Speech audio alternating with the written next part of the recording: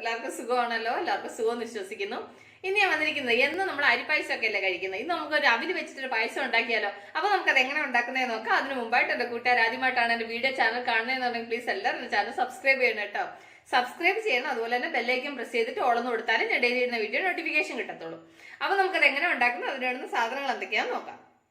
അതിനുവേണ്ടി പാൻ അടുപ്പ് വെച്ചു. ഇതിലേക്ക് 2 ടേബിൾ സ്പൂൺ നെയ്യ് ഒഴിച്ചു കൊടുക്കും.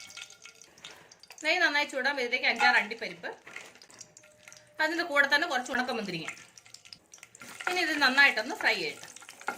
അപ്പോൾ നന്നായിട്ട് ഫ്രൈ ആയിട്ടുണ്ട്. ഇതിന് വേറെ പാത്രത്തിലോട്ടിഞ്ഞ് മാറ്റട്ടെ.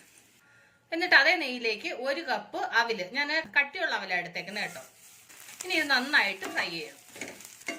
അപ്പോൾ നന്നായിട്ട് ഫ്രൈ ആയിട്ടുണ്ട്. നമുക്ക് സ്റ്റൗ ഓഫ് ചെയ്യാം. എന്നിട്ടൊരു പാൻ അടപ്പേ വെച്ച് ഇതിലേക്ക് ഒരു 1/2 കപ്പ് ശർക്കര, എന്നിട്ട് ഇതിലേക്ക് ഒരു 1/4 കപ്പ് വെള്ളം കൊണ്ട് ഒഴിച്ചു കൊടുക്കാം.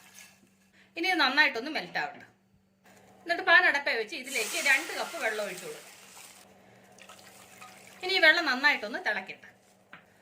അപ്പോൾ വെള്ളം നന്നായിട്ട് തിളയ്ക്കുന്നുണ്ട്. ഇതിലേക്ക് നമ്മൾ ഫ്രൈ ചെയ്ത് വെച്ച അവിലുണ്ടല്ലോ, അത് ഇതിലേക്ക് ഇട്ട് കൊടുക്കും. ഇനി ഇത് നന്നായിട്ടൊന്ന് വേവട്ടെ.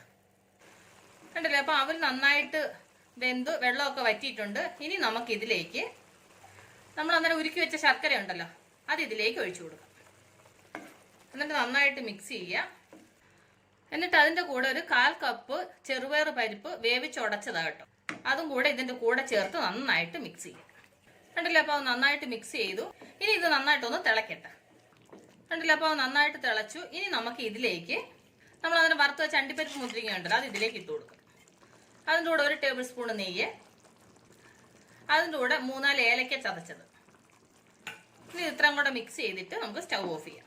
അപ്പോൾ നമ്മൾ എത്ര സിമ്പിളായിട്ട് ഈസി ആയിട്ട് നമ്മൾ അവിൽ വെച്ചിട്ടൊരു പായസം ഉണ്ടാക്കിയെന്നുണ്ടല്ലേ.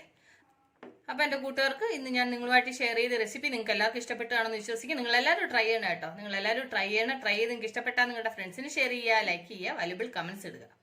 അപ്പോൾ നാളെ നമ്മൾ രുചികരമായ പുതിയ വീഡിയോയും പുതിയ റെസിപ്പിയുമായിട്ടാണ് നമ്മൾ വീണ്ടും കാണും വരെ. ബൈ.